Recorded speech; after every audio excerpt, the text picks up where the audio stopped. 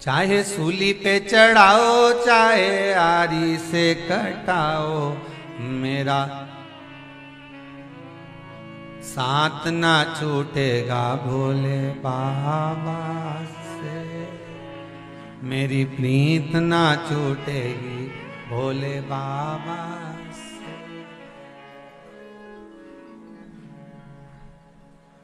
इस चित्त को ले जाकर तुम परमात्मा में लगाओ तो सही, कैसे भी लगाओ, किसी भी तरह लगाओ, बस आलसीपन को थोड़ा सा त्याग कर भगवान की भक्ति में इस मन को ले जाना पड़ेगा।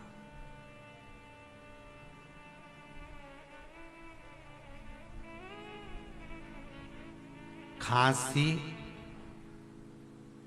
दासी और आलसी, तीन चीज लिख लो। फिर से बोलो जरा जम के, जितने आस्था पर कथा सुन रहे हो, जितने मोबाइल पर सुन रहे हो, फेसबुक यूट्यूब पर, आज श्रावण का सुंदर सोमवार है, दिल से कहो पहले, खांसी, दासी और आलसी, ये तीनों कहीं ना कहीं बर्बाद कर देते। चोर को खांसी बर्बाद कर देती है, संत को दासी बर्बाद कर देती है, अरे बोलो सही है कि गलत है, और मनुष्य को आलसी बर्बाद कर देती। संत की खांसी, चोर की खांसी, संत की दासी और मनुष्य की आलसी, ये बर्बाद करने वाला।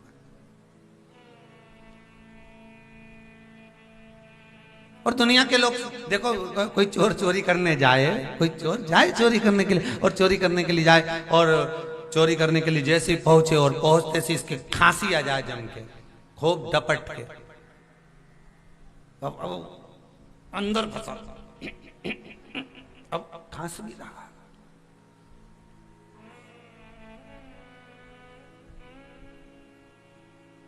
अब श्रीमद् भागवत कथा, एक बार कन्हैया चोरी करने के लिए गए, मनसुखा से धामा, मधुसूदन, दाऊ, और ऊपर सबसे कन्हैया, सबसे ऊपर कन्हैया।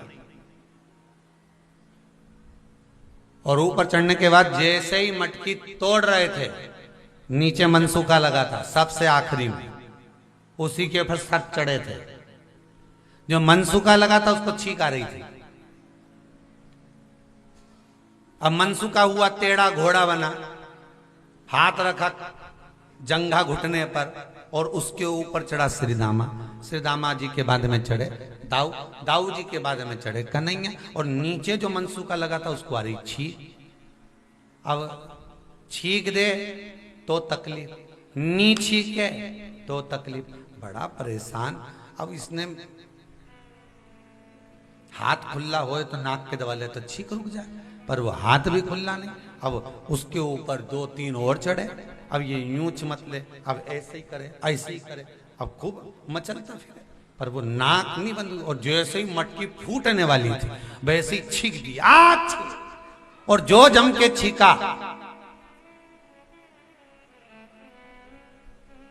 जो जम के छींका, सब धड़ाधड़ नीचे। होता है एक बार कहीं इंदौर में, ध्यान नहीं रहा, पचकुइया के आसपास कहीं कथा थी, बहुत सालों पहले की बात है महाराज। तब वहाँ बहुत सारे संत लोग भी आए हुए थे, बहुत साधु सन्यासी, बहुत सारे। अब बड़ा सारा हमारे वो राठौड़ी परिवार में, शंभू दयाल जी राठौड़ी वालों ने एक हॉल बनवाया था, उसकी ओपनिंग थी।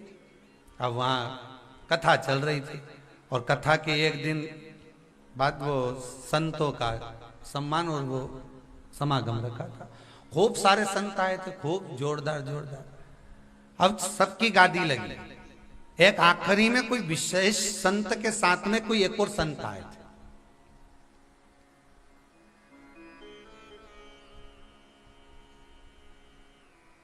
और जितने लोग थे सब कुर्सी पे बैठे थे।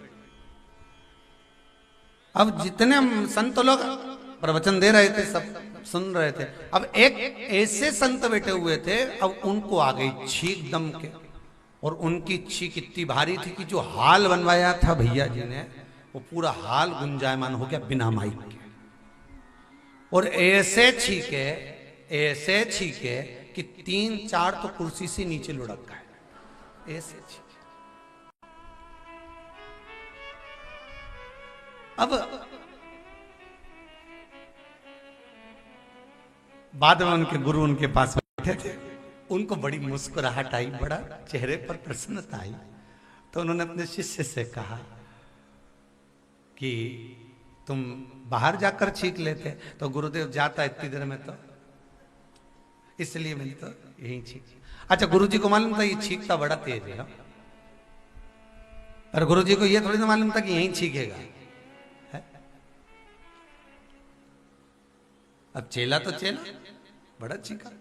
अब मनसुखा छींक दिए, सब नीचे आ गया, सब दौड़ कर गए, और सब दौड़ कर भागे तो सीधे यमुना जी के घाट पे एकत्रित हुए। यमुना जी के घाट पे जैसे ही इकट्ठे हुए तो कन्हैया ने तुरंत बोला, कौन छीता। अब तोतरा तो बोलते थे भगवान, छोटे से कन्हैया 3-3.5 वर्ष के, कितना तोतरा बोलना, कौन छीता।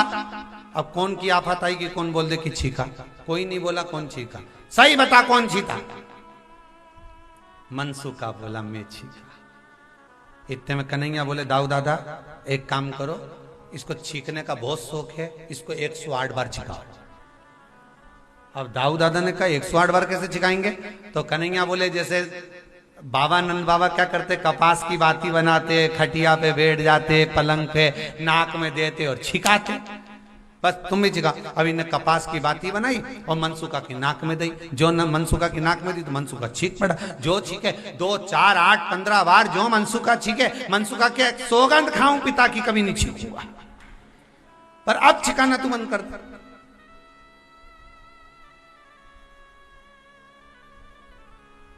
तो चोर की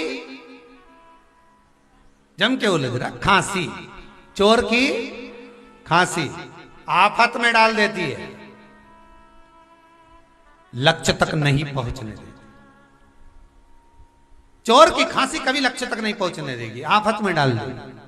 संत की जम के बोलिए जरा दासी, संत दास बनाए चलेगा,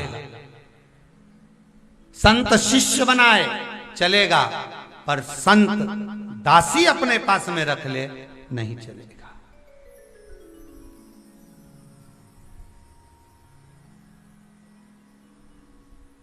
शिष्य मना है, मना नहीं, पर दासी अपने पास में रखे नहीं चलेगा। चोर की खांसी, संत की दासी कहीं ना कहीं डुबवा देते हैं, कहीं ना कहीं लक्ष्य तक नहीं पहुंचने देते, कहीं ना कहीं वो नष्ट करवा देते हैं। और तीसरे नंबर पर है मनुष्य की आलसी। आप रोज नया विचार करते हो कि कल मेरे को ये काम करना है, कल मेरे को जाना है, कल मैं ये कर लूंगा, कल मैं बिल्कुल समय पर पहुंचकर, एकदम निश्चित समय पर पहुंचकर ये काम मैं कर लूंगा। तुम्हारे मन में भले आ गया, तुम्हारी चित्तवृत्ति में भले वो बात आ गई, तुम्हारी चित्तवृत्ति में वो बात भले पहुंच गई, और तुमने विचार भी कर लिया कि कल मैं कर लूंगा। और मालूम पड़े यही तो प्रसंग था। एक बार युधिष्ठिर ने अपने राजमहल के दरवाजे पर आए हुए ब्राह्मणों से कहा, ब्राह्मणों क्या चाहिए। ब्राह्मण कहते हैं थोड़ा सा दान दे दीजिए। इतने में युधिष्ठिर के मुख से निकल गया कि मैं कल दान करूंगा, मैं आज दान नहीं करूंगा, कल दान करूंगा।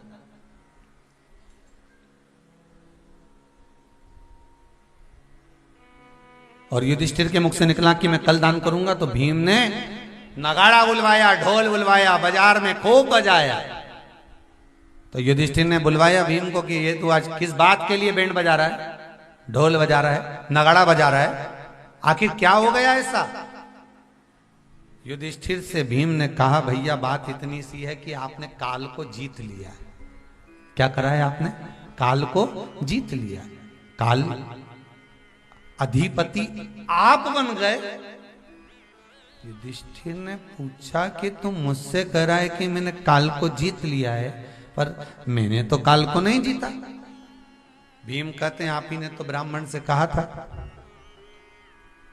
आप ही ने तो ब्राह्मण को कहा ना कि दान कल करूंगा, मतलब ये पक्का है कि तुम कल तक जिंदा रहोगे। तो युधिष्ठिर ने कहा मैं कल कोई मर रहा हूं क्या जो तू बोल रहा है कि जिंदा रहोगे? नहीं नहीं, मैं तो पूछ रहा हूं कि कल का जवाब कल पर वही टालता है जिसने काल को जीत रखा। आपने क्या काल को जीता? नहीं। तो फिर आपने कैसे कह दिया कि कल दान करूंगा? शास्त्र तो कहता है कि काल करे सो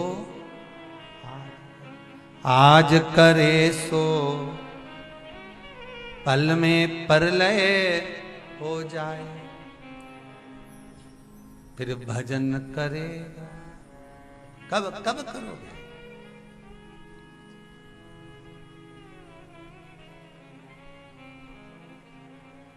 गुरुजी बस सावन का महीना निकल जाए, अगला जो सोमवार आएगा ना गुरुदेव, पशुपति व्रत करूंगी, और उससे पहले निपट गई तो मान लो। मतलब तुम लिखा कर लाए हो क्या?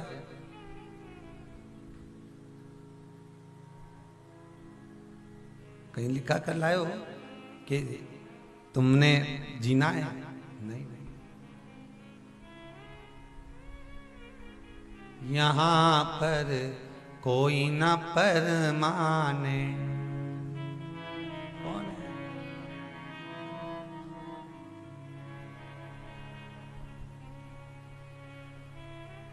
यहां पर कोई न परमाने। जब नौकरी परमानेंट नहीं रहती, बोलो तो सही, निंद्रा परमानेंट नहीं रहती, श्वासें आ रही जा रही, केवल निकल ही निकल नहीं रही है, जा भी रही है, आ भी रही है, फिर क्या करना?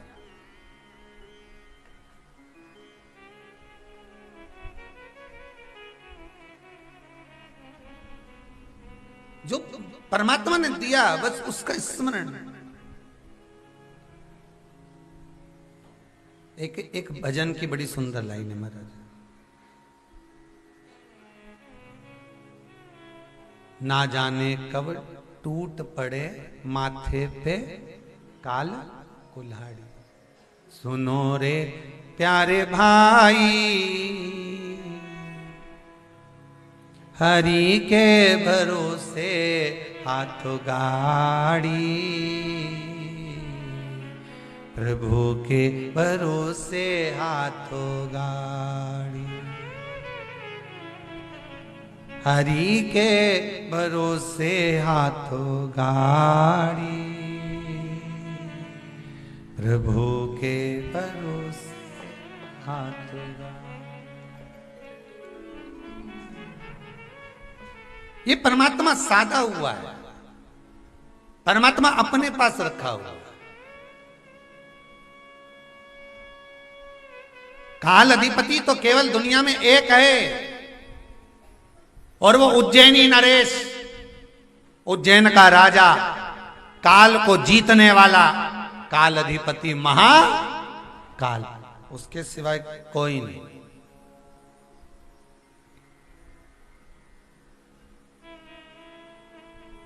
वो काल को जीता हुआ है। तो तुमने काल को जीत लिया क्या? भीम बोले युधिष्ठिर से, तुमने काल को जीता है क्या? नहीं। तो फिर कैसे कह दिया तुमने कि कल दान दूंगा?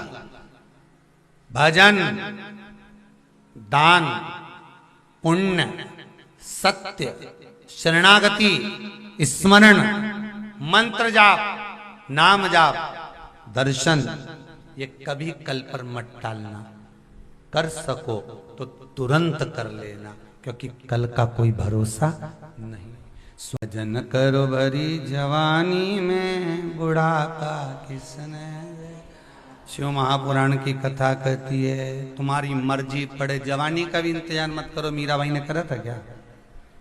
कर्माबाई ने करा, नरसिंह मेहता जी, नामदेव जी, तुकाराम, रामकृष्ण परमहंस, चैतन्य महाप्रभु, किसी ने करा है इंतजार कि समय आएगा, अवस्था आएगी, तब जाकर हम भजन करेंगे? यहाँ तो जब तुम्हारी मर्जी पड़े, जब जागो तब से।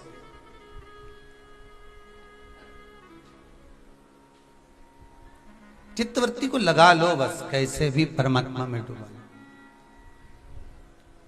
खांसी, बोलते जाओ जरा, खांसी, दासी, आलसी, कल पर नहीं टालना।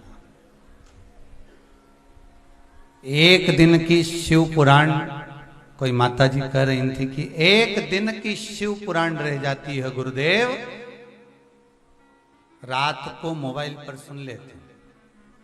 मान लो मेहमान आ गए, कहीं जाना पड़ गया, कहीं पहुंचना पड़ गया, नहीं सुन पाई, तो फिर मोबाइल पर रात को सुनते।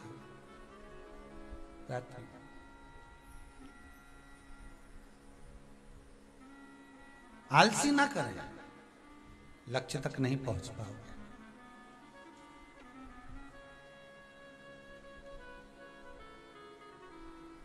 कई लोग कहते हैं भगवान मेरी झोली में इतना धन दे दे, इतना धन दे दे कि मैं भगवान की कथा, भगवान का पूजन, भजन, अभिषेक, स्मरण खूब कराऊं। मना नहीं, पर भगवान मुझे दे तो मैं दान करूं, मैं पुण्य करूं, मैं सत्कर्म करूं। जैसे तुम सोच रहे हो ना कि भगवान तुम्हें दे तो तुम दान करो, पुण्य करो, सत्संग करो, संकीर्तन करो, भजन करो, तो भगवान भी कई बार सोच के बैठ जाता है कि तू पहले भजन करे, दान करे तो मैं लक्ष्मी भेज, नहीं तो काय भेज। कभी कभी अपन भी तो सोचते हैं कि मेरा ये काम होगा तो मैं कुबेरेश्वर महादेव जाऊंगी, भले शंकर जी नहीं बैठे पर उस भूमि पर जाऊंगी।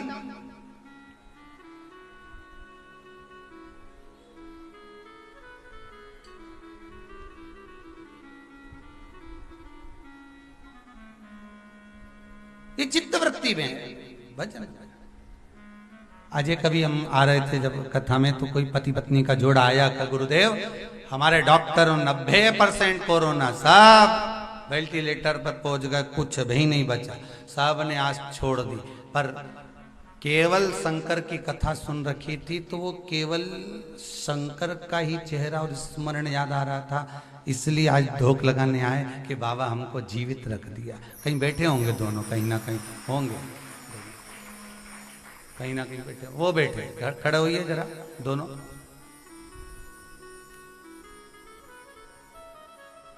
दोनों 90% कोरोना था गुरुदेव, और सब ने आस छोड़ दी, बच्चा ही नहीं कुछ संसार आस पर। चित्तवृत्ति में शिव था, बैठो बैठो, चित्तवृत्ति में शंकर था, वो लिया। फिर कहूंगा डॉक्टर अपना काम करें, पर डॉक्टर से बड़ा भी एक डॉक्टर मेरा देव अधिदेव महादेव महाकाल बैठा है। वो काल अधिपति है, वो काल को जीतने वाला है। जब सारे दरवाजे बंद हो जाएं, दुनिया के सारे द्वार तुम्हारे लिए बंद हो जाएं, लगने लगे कि अब कहीं काम नहीं हो रहा, तब आखिरी में एक बार शंकर की शरण जरूर जाना सा। फिर निवेदन करूंगा, मृत्यु लोक का देव अधिदेव महादेव इस मृत्यु लोक का देव है। वैकुंठ के देवता भगवान विष्णु, ब्रह्मलोक के देवता भगवान ब्रह्मा, पर मृत्यु लोक का अगर कोई देव है तो वो महादेव है। इसलिए भगवान विष्णु को पुकारो, मना नहीं, भगवान ब्रह्मा का भजन करो, मना नहीं है, 33 कोटि देवताओं का स्मरण करो, हमें मना नहीं। पर आखिरी में जब सब दूर से हार जाओ, किसी अन्य धर्म में ना जाइएगा। एक बार देवाधिदेव महादेव के पास जरूर जाइए।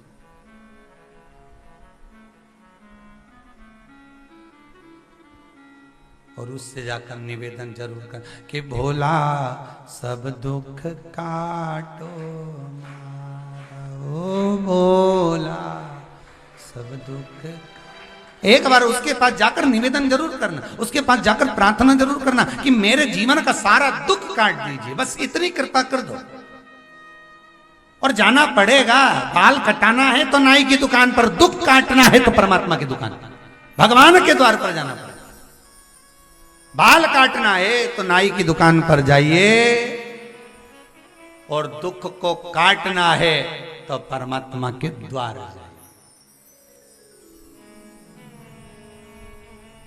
दुख कट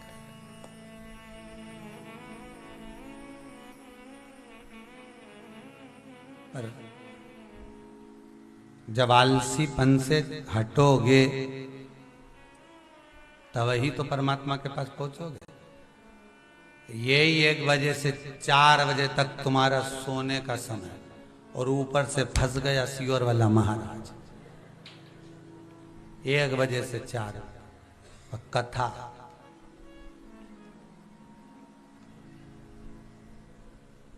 अब सुनते सुनते हाथ में रिमोट,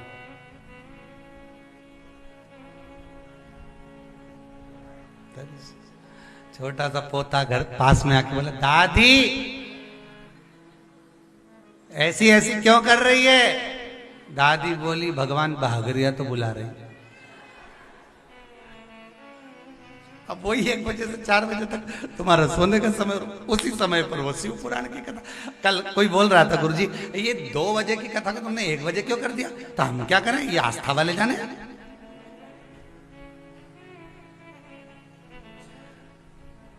देखिए 2 बजे की कथा को तुमने 1 बजे, तो इसमें हमारी क्या गलती है? गलती इनकी कि 1 बजे क्यों करा? तो 1 बजे इसलिए करा क्योंकि भगवान भी करा है, तुम 1 नंबर पे आ गए हो रे कथा सुन सुन के, इसलिए भगवान उसको 1 बजे लिया। भगवान खुद 1 नंबर पे लेकर आ गया। पहले 2 पे थे, फिर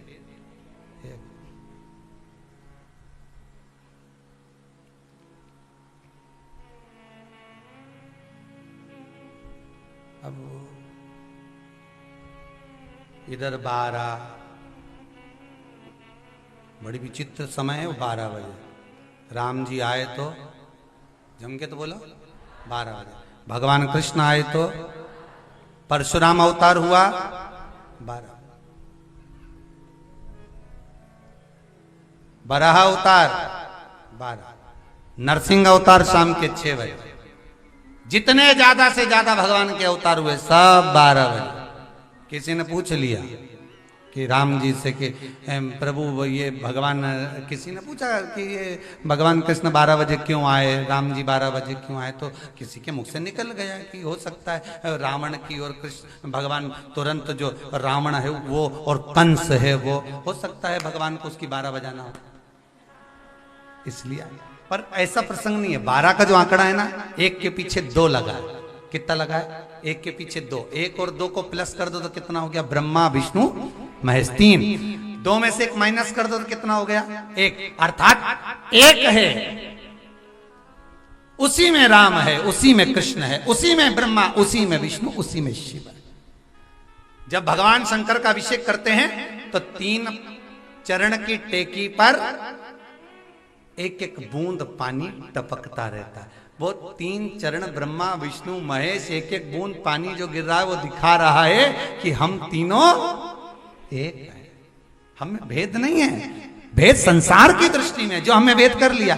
संसार के लोग भेद करते हैं, ये राम वाला, ये कृष्ण वाला, ये शिव वाला, ये भवानी वाला, ये दत्त वाला, ये वो वाला। नहीं नहीं, अपने भेद नहीं करना। अपने तो एक, कोई तुमसे पूछे तुम कौन सा वाला, तो कहते हम तो महादेव वाला।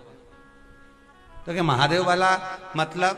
तो कहना जिसमें 33 कोटि देवता एक साथ समाये हों, मतलब ये नहीं है कि हम तो राम जी के मंदिर भी जाएं तो खूब प्रेम से प्रसाद पाके आए। हम कृष्ण के मंदिर भी जाते हैं तो भगवान का प्रसाद लेते हैं, हम शिव मंदिर में भी जाते हैं तो भगवान का प्रसाद लेते हैं। हम ये नहीं कहते कि हम शंकर मंदिर का प्रसाद नहीं लेंगे, हम इस मंदिर का प्रसाद नहीं लेंगे, हम वहां नहीं जाए। भगवान की कथा में जहां अच्छा मिल जाए वहां चले जाए, जहां अच्छा भगवत तत्व अच्छा प्राप्त होना। अरे सीधी सीधी बात है, तुम लोगों भी बाजार जाते होगे, कपड़ा खरीदना रहता है तो तुम किसकी दुकान पे जाते हो? इसकी दुकान पे नहीं, इसके अच्छा नहीं मिलता तो फिर उनके अच्छा, उनके अच्छा मिलता, हाँ उसके पास जाओ, उनका कपड़ा अच्छा मिलेगा। ठीक है, किराने का सामान लेना है, इसके यहाँ से हम पिछली बार लेके गए थे, उसमें बहुत घुन पड़ा हुआ था, पूरा चावल सुला हुआ दे। फिर उसके यहाँ जाओ, उसके यहाँ से फिर उससे अच्छी दुकान पे जाओगे, अच्छे से अच्छी दुकान पर जाकर तुम टिकोगे और वहां जाकर तुम कहोगे कि हमको सामान दे दो, हमें ये सामान दे दो, तो 5 किलो की जगह 10 किलो लेकर आओगे, लाओगे कि नहीं लगे? क्योंकि सामान अच्छा मिलेगा, जहां अच्छा मिले वहां पहुंच जाते। उसी तरह संपूर्ण विश्व में भ्रमण करने के बाद, सब जगह घूमने के बाद, आखिरी में एक बार शिव के दरवाजे जरूर जाना, उसके यहाँ जाकर देखना कि वो सुनता कि नहीं सुनता, उसकी चौखट पर जरूर।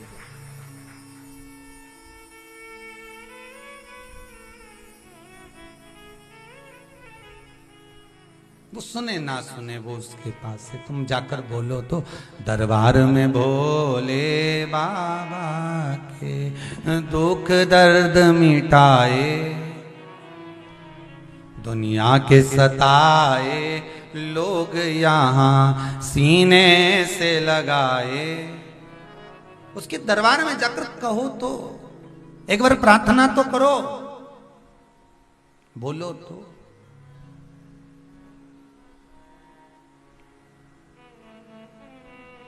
खांसी, बोलते जाओ जरा, दासी, आलस, बस वो आलस को थोड़ा जड़ाना पड़ेगा तब वहां पहुंचोगे। और गंगा मैया ने कितनी प्रार्थना करी, जिस समय शंकर भगवान ने विष को पिया, कंठ जल गया, कंठ के जलन से कंठ के भीतर से विष का तपन बाहर निकल रहा था। और गंगा कहाँ है शिव जी के? जम के बोलो, मस्तक। मस्तक से निकलकर कहाँ जा रही है?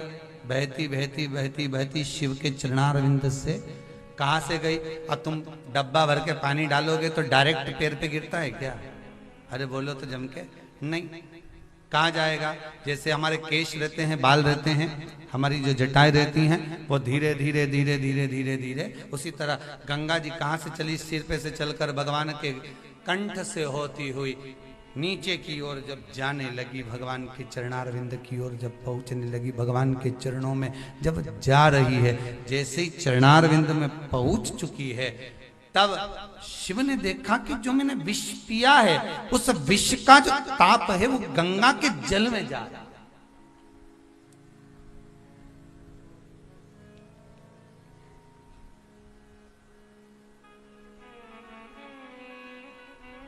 यमुना जी में विष था कालिया नाग का, तो भगवान ने गेंद खेलने के बहाने यमुना को शुद्ध कर दिया, साफ कर दिया।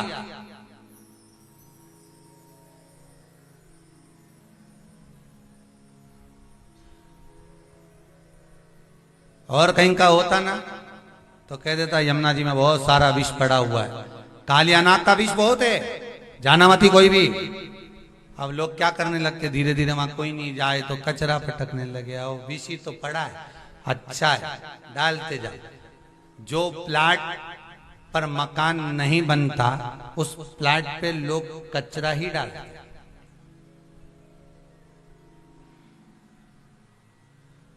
पर जब उस प्लाट पर बंगला बनकर तैयार हो जाता है, मकान बनकर तैयार हो जाता है, तब लोग कहते हमने तो देखा था इसमें तो ये तो बहुत कचरा पड़ते थे लोग।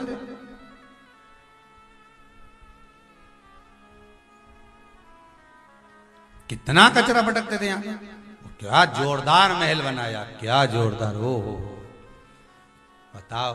फिर लोगों ने कह दिया घोड़ा का भी दिन फिर गया, यहाँ तो कचरा पड़ा रहता था, कितना जोरदार, और कितना दिन फेरा भगवान ने, क्या जोरदार। तो बस यमुना को भगवान ने शुद्ध करा, क्यों? क्योंकि यमुना के जल में कालिया नाग का विष पहुंच गया।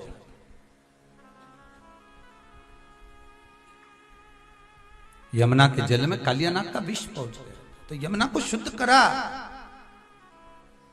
संसार के लोग होते तो कह देते अरे अगर दूषित हो गई है तो पड़े रहने दो, और दुनिया के लोग वहां से निकल कर जाते कचरा और पटक जाते। यमुना को और कचरा डालकर लोग दूषित कर देते, पर भगवान ने शुद्ध किया। भगवान का केवल एक कहना था कि भक्ति हमेशा शुद्ध होना चाहिए। यमुना कौन है? भक्ति। भक्ति कैसी होना चाहिए? शुद्ध। रिटर्न बढ़ाइए, भक्ति शुद्ध हो। भक्ति कभी गंदी नहीं, भक्ति में भेद नहीं, भक्ति में शुद्धता होना चाहिए। निर्मल मन सो मोहि पावा, मोहि छल छिद्र कपट ना भावा। भक्ति शुद्ध होगी तो आनंद की अनुभूति होगी।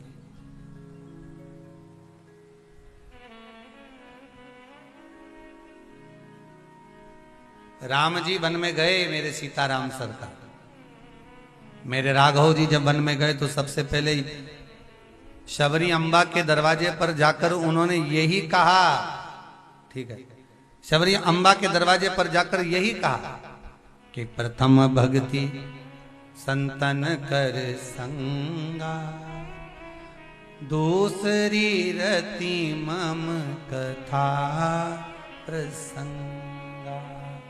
श्री राम जय राम जय जय राम, श्री राम जय राम जय जय राम, श्री राम जय राम जय जय राम, श्री राम जय राम जय जय राम, श्री राम जय राम जय जय राम, श्री राम जय राम जय जय राम, श्री राम जय राम। सब गाइए, जय राम, श्री राम जय राम जय जय राम। प्रथम भक्ति सत्य, भगवान की प्रथम भक्ति का साथ अगर दिया, संतों का सानिध्य, सत्संग, संकीर्तन, स्मरण,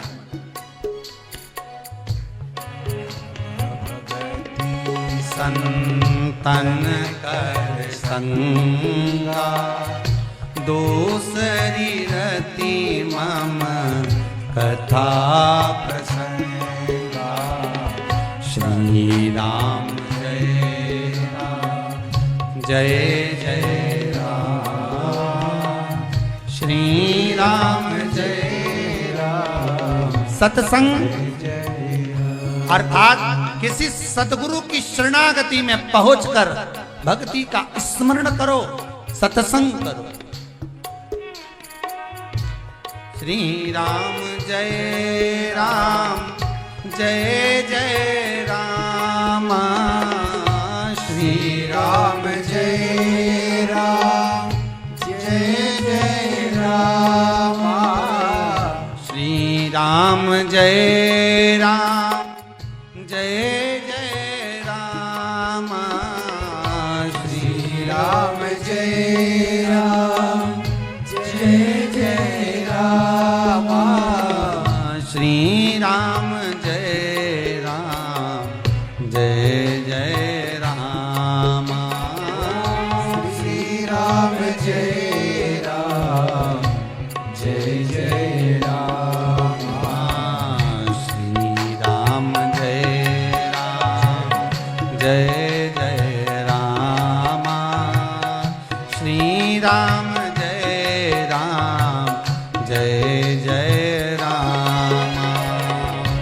श्री राम जय जय जय राम, श्री राम जय राम जय जय राम, भक्ति में अगर एक बार व्यक्ति डूब गया और सत्संग संत की शरण आ गई,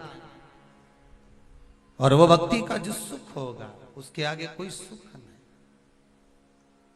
कोई तन दुखी, कोई मन दुखी, कोई धन बिन रहत उदास, तुलसी आ संसार में सुखी राम का दास।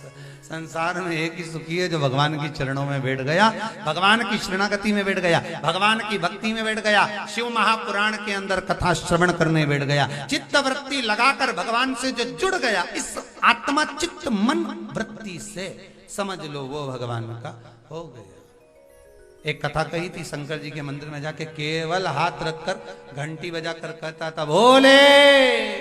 किसी ने पूछ लिया ये चिल्लाकर क्यों चले जाता है, मंदिर के अंदर क्यों नहीं जाता? हाजिरी लगा रहा हूं, बस उतना भोल, हाजिरी दिल से लगे, दिल से आती।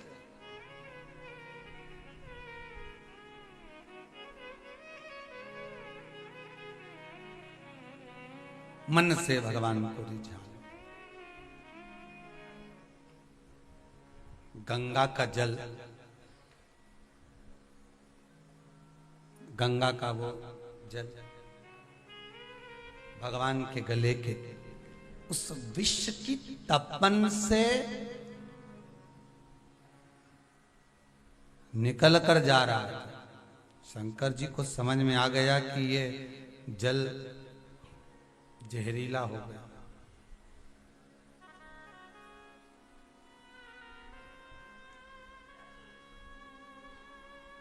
जल जहरीला हो गया।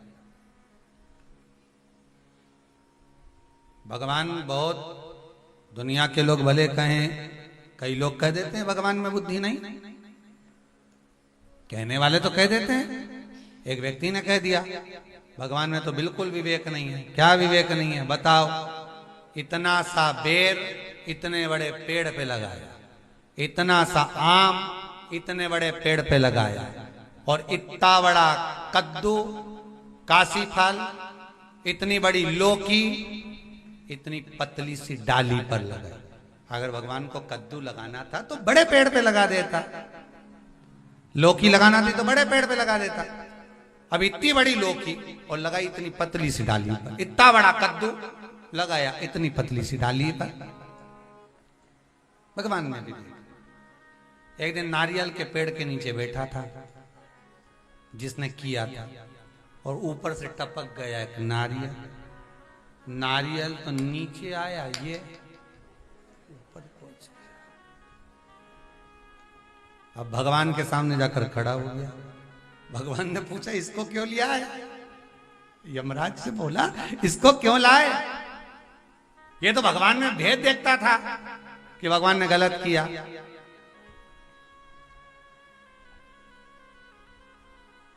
तो उससे पूछा अब भगवान गलत करता है कि सही, बता जल्दी से। उसने कहा भगवान जो करता है सब अच्छा करता है। अच्छा हुआ वहां पे लौकी नहीं लगाई, कद्दू नहीं लगाया। अगर ये कद्दू नीचे टपक जाता हवा में तो आदमी ऊपर निपट जाता। अच्छा, भगवान जो करता है उसके बराबर कोई नहीं कर सकता। भगवान में भी भेद देते लोग। अब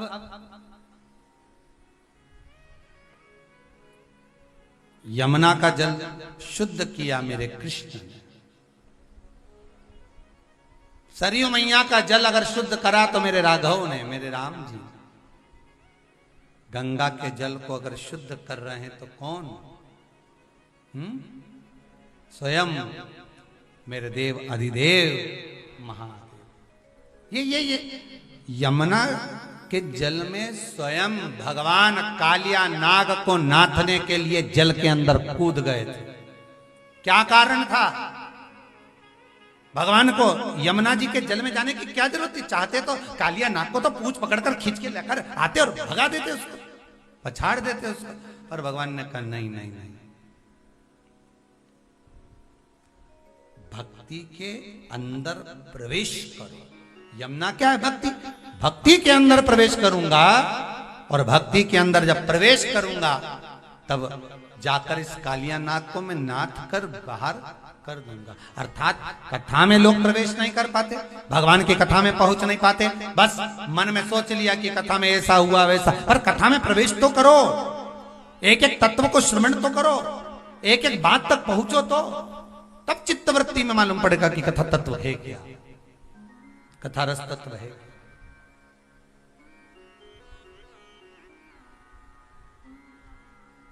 और कौन बता सकता है कि कथा में रस क्या होता है? जिसने गुड़ खाया होगा, जिसने गुलाब जामुन खाई होगी, वही तो बताएगा कि गुलाब जामुन और गुड़ में कितना स्वाद है। और कहीं कहीं का व्यक्ति ऐसा रे कि किसी की आवाज नहीं हो, वाणी नहीं हो, कोई गूंगा हो, और उसको गुड़ खिला दो और उसको गुलाब जामुन ने रसगुल्ला खिलाकर उससे पूछो साहब कैसा है, तो इशारा करके बोल तो देगा, हे कैसा। तो तुमने खाया कि नहीं खाया? चार निपटा दिया। हे कैसा बता पाएगा? नहीं। कौन बताएगा? जिसकी वाणी होगी, जिसने खाया होगा। या तुम गुलाब जामुन खाओ और तुम्हारे पड़ोसी से पूछो खाती खाती कैसी है, और गुलाब जामुन तुम खाओ और पड़ोसी से पूछो कि कैसी है, बनी कैसी है बताओ तुम, तो पड़ोसी कहेगा एक तो मुंडा मेहंदी थी, सब खाती जा रही और कहेगी कैसी बनी। अरे एक आध खिलाओ तो हम बताएं कि कैसी। अब वो प्लेट में रखी है, तुम पूरी निपटाते जा रहे हो, पड़ोसी से कह रहे कैसी बनी साहब, अच्छी तो बनी है ना। अब पड़ोसी मन में सोच रहा पूरी तो खागा, और हमसे कह रखे। तो ये शिव पुराण भी ऐसी है, जिसने खाया, जिसने पाया, जिसने इस अमृत को पिया, वही बता सकता है कि शिव महापुराण का रस तत्व है क्या। जो खाया ही नहीं है उसको कैसे मालूम पड़ेगा कि इसमें है क्या, क्या है इसमें। कई लोग कह देते हैं, अपनी सास से कहते हैं, बहुओं से कहते हैं, क्या ये पागल जैसे काम करती थी। कई बार पति भी कह देते हैं, रात हुई नहीं मोबाइल लेके बैठ गई, नहीं कथा सुनती रही। जब देखो जब वो सियोर वाला महाराज की कथा सुनती रहे, क्या सुनती रहे दिन भर। अब इनके कौन बताए कि गुलाब जामुन का स्वाद क्या है, या तो खाए तो मालूम पड़ जाए। और जिसने पड़ोसी भी जब पति रात्रि के सोए तो थोड़ी बहुत कथा वो भी सुन ले, जब कथा सुन ले तो उसके भी लग जाए फिर कि गुलाब जामुन स्वाद तो है। तो उसके भी मन में आया कि अब ला जरा प्लेट तो सरकार जरा मेरे को दे, और उन्हें भी फिर हाथ का मोबाइल इनके दे दिया, ले तुम भी सुनो भेरू, सुनो तो क्या मोबाइल लिया, और इसने मोबाइल हाथ में लिया, और जो ये सुनने पड़ा तो अब जगदम्बा तो सो गई। थोड़ी सी और सुन लो। अब पत्नी कह रही सो जाओ, 11:30 बज रही, गुलाब जामुन खा गया, अब स्वाद, अब इसके स्वाद लगा तो ऐसा स्वाद लगा, नहीं तो डब्बा ही ले गया घर, दुकान। अब दुकान पे डब्बा ले गया तो वहां डब्बा लगा दिया उसने, सब सुनो जिससे बन सके। तो सब लोग कह भी रहे, क्यों पागल मागल हो गया क्या, ये क्या करे बताओ। यहाँ हमारे यहाँ वो सीहोर में खजांची लेन में जावे सो, तो वहां पर एक ज्ञान चाट वाले की दुकान, वो रोज शाम के वहां लगा दे वो कथा। तो के तो चाट खाए कि ये खाए, तो के गुलाब जामुन स्वाद निपटाओ।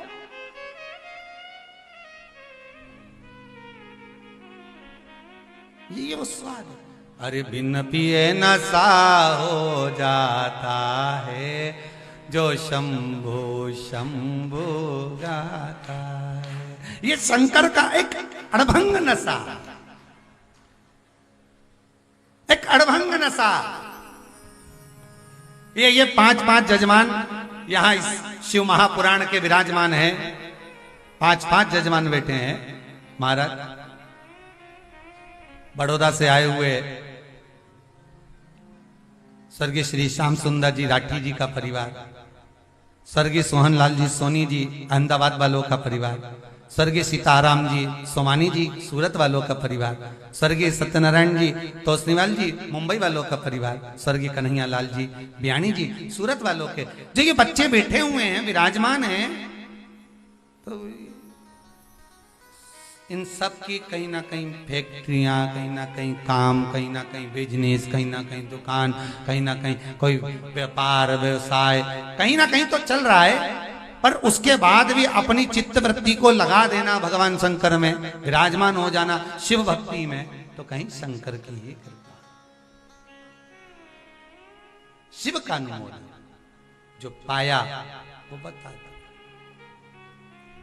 और जितने लोग कथा सुन रहे हैं ना आस्था चैनल पर, जितने लोग मोबाइल पर सुन रहे हैं, उनसे भी निवेदन है, आपने अगर गुलाब जामुन को खाया है, चखा है, शिव महापुराण को अगर आपने चखा है, तो ये मेरा विश्वास कहता है, आज इस सोमवार की शंकर की कथा कहती है, ये मेरा विश्वास कहता है कि इस गुलाब जामुन को आपने दूसरे को जरूर खिलाया होगा, ये शंकर की कथा को दूसरे को जरूर दिया होगा, कि तुम भी सुनो, 5 मिनट सुनो, 15 मिनट सुनो, आधा घंटा सुनो, भले सुनो, पर इसको अपने जीवन में उतारो, श्रवण जरूर करना। और कईयों को तुमने कहा होगा कि गुलाब जामुन खा के देखो देखो देखो तो सही, कितनी जोरदार बनी है, देखो तो सही कि शिव पुराण का रसतत्व क्या है। सारे पूरे धार्मिक जितने भी चैनल टीवी पर आते हैं, सबको गुलाब जामुन का नशा हो गया। सारे धार्मिक चैनल पर शिव महापुराण, शिव पुराण, शिव पुराण, शिव पुराण, शिव पुराण, सब जगह शंकर की कथा में ऐसा क्या है। कई लोग मैसेज करते हैं आखिर है क्या इसमें, हमने कहा खा के देखो, ये वो नहीं, इसको थोड़ा सा ग्रहण तो करो, भीतर में उतारो तो सही। भगवान ने ये 2-2 कटोरे दिए हैं इस खीर को पीने के लिए, ऐसे जोरदार कटोरा खोल खोल कर खीर पियो तो सही, ऐसो जोरदार मन में हलचल उत्पन्न होगी कि रिया नहीं जाएगा। पहले खूब फेसबुक चलाते थे तो ये देख वो देख, यूट्यूब चलाते थे तो ये देख वो देख, आज के जमाने में कहीं नहीं चले, जब जब यूट्यूब चले, जब जब फेसबुक चले, जब जब गूगल खुले, एक ही बात दिखे, शिव पुराण निकाल लो, शिवर वाला महाराज बाच रिया होगा, तुरंत एक ही बात निकले, बस वो शिव पुराण निकाल, शंकर की कथा सुनो। क्योंकि जिसने गुलाब जामुन खा ली ना, बस बहुत जोरदार है, थोड़ी गरम तो रहे, थोड़ी गरम तो रहे, खाने वालों को थोड़ी जीवन में थोड़ी गरम तो रहे, पर खाए जिसने उनके आनंद गणा क्या। और जिसने खाया उसने गाया, जिसने खाया उसने गाया। शंकर का भजन वही गा सकता है, शिव का स्मरण वही कर सकता है, शंकर की कथा में डूबने वाला ही शंकर की कथा का स्मरण करा सकता है, कोई दूसरा नहीं। शिव भक्ति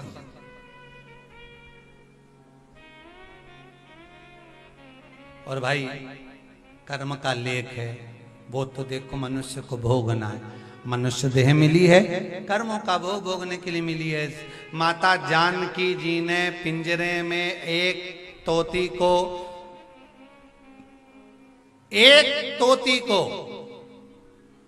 वो भी गर्भस्थ, उसको बंद कर दिया था सोने के पिंजरे में।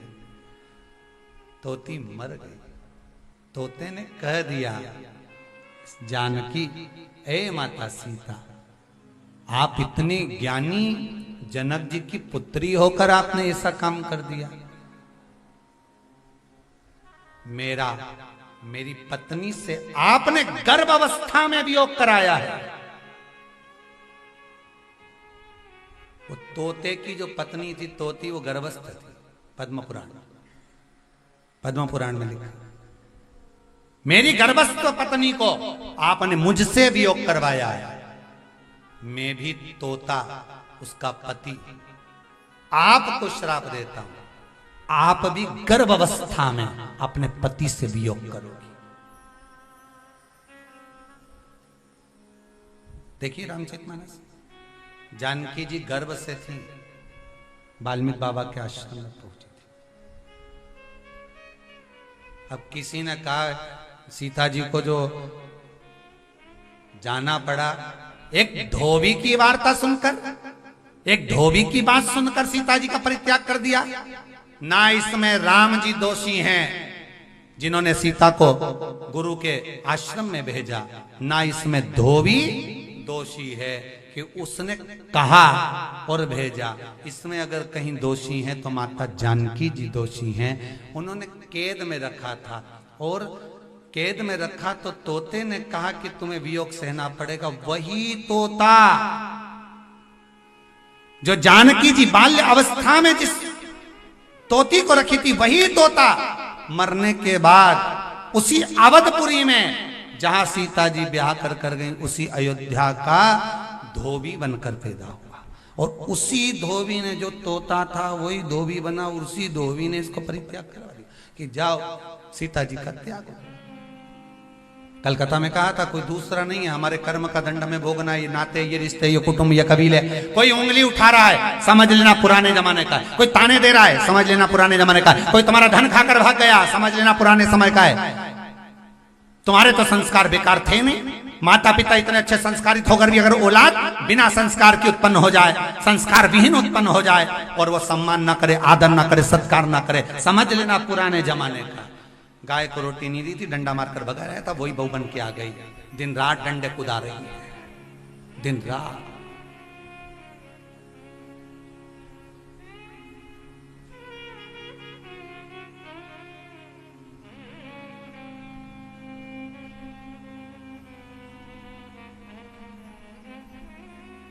अरे यहां तक शास्त्र कहता है साहब, आप कभी शास्त्र को उठाकर, यहां तक शास्त्र कहता है कि मंदिर में जो घंटी बजाई जाती है वो कभी क्रोध में नहीं बजाना चाहिए। मंदिर में अगर घंटी का नाद कर रहे हो, घंटी को बजा रहे हो तो क्रोध में नहीं, चिढ़कर नहीं। दुनिया के लोगों को ये नहीं कि मैं बहुत तेज बजाऊंगा, नहीं नहीं, दुनिया के, यहां तक घर में भी जो घंटी बजाई जाती है उसका नाद परमात्मा को रिझाने का होना चाहिए, क्रोध नहीं। पड़ोसी को जगाने के लिए नहीं, दूसरों को जगाने के लिए नहीं, चिड़चिड़ कर नहीं, क्रोध कर नहीं, किसी से छुड़ा कर नहीं, कोई रस्सी नहीं छोड़ रहा तो उसे छुड़ा कर नहीं, नहीं नहीं। शिव महापुराण की कथा तो यहां तक कहती है कि अगर घंटी का नाद आपने करा है, भले धीरे से करा, प्रेम से करा, तो भगवान उसको श्रवण कर फल प्रदान करता है। और तुम तो सोचो कि मैं ही सबसे बड़ी भगत ने लिया पल्लू, दे बजा। भगवान भी सोचे कहां से आ गई, भगवान जाने कहां से पहुंची, कहा आई।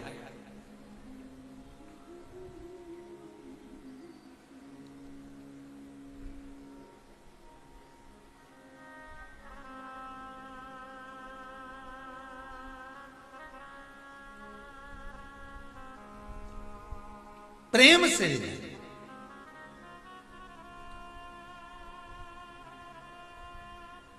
एक आप लोगों ने कहावत सुनी होगी, थोड़ा सा कहावत क्या कह सकते हैं, बोल भाषा में लोग कहते हैं हमारी तो दिमाग की घंटी बज गई।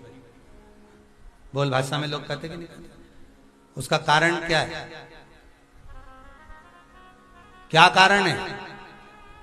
मतलब किसी ने अपशब्द कहा, ताने दिए, आड़ा टेढ़ा बोला, कोई संबोधन ऐसा कर दिया जिससे आपकी चित्तवृत्ति में बात बैठ गई, आपको अच्छा नहीं लग रहा, आपको श्रेष्ठ नहीं लग रहा।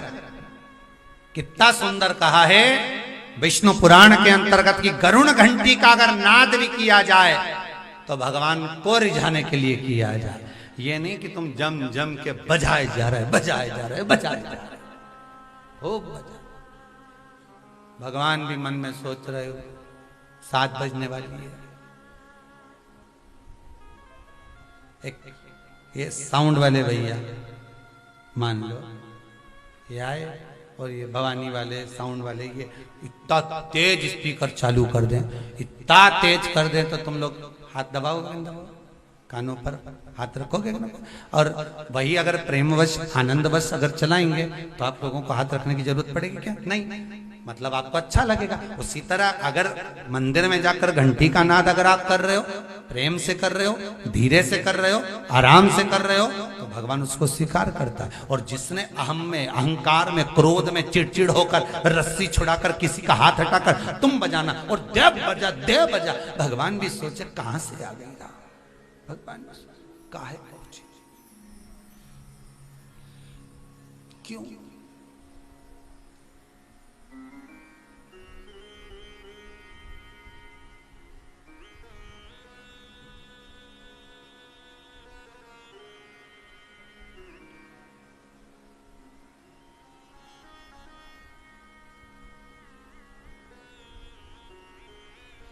किस लिए, क्यों? एक व्यक्ति ने प्रश्न किया था, गुरुदेव सीजर के बिना कोई आता नहीं है, वेंटिलेटर के बिना कोई जाता नहीं है। आज के जमाने में आदमी मरता है तो वेंटिलेटर पटक देता है, अकेला पड़ा रहता है, अकेला। इसके लिए आप कुछ कहेंगे? हमने कहा दुनिया के लोग मंदिर में भगवान को अकेला कर दिए हैं। आरती करने वाला अकेला पंडित खड़ा रहता है, एक बटन दबाते हैं, मशीन चालू हो जाती है, मशीन बजती रहती है, अकेले पंडित जी आरती करते रहते हैं।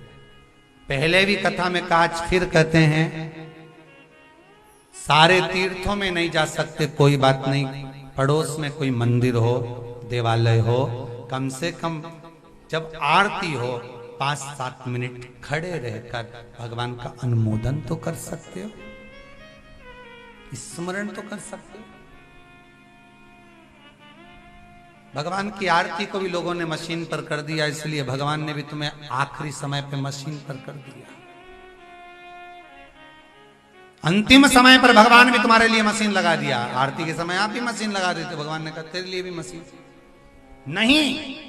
2 क्षण भगवान का भजन करो, आदि भले 1 घंटा 2 घंटा आपको आरती नहीं करना, मत करो, पर थोड़ी सी करो, पर भगवान को रिझाने के लिए करो, भगवान को मनाने के लिए करो, जो मन में आए उसके अनुकूल करो।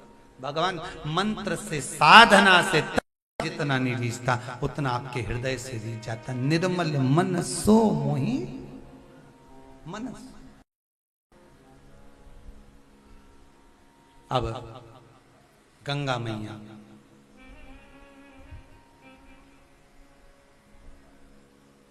विश्व के तप बल से गंगा का जल विषैला होने लगा।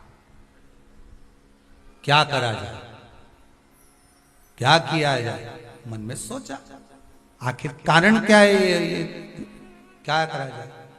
पंचामृत शिव महापुराण की कथा चल जाए। दही का वर्णन, बहुत ध्यान से सुनना, ये पूरी कथा दही की चल रही है। खांसी, दासी और आलसी, ये वहीं से चालू हुई है और दही तक ही पहुंच रही है। बहुत बहुत ध्यान देना महाराज जी, दही तक।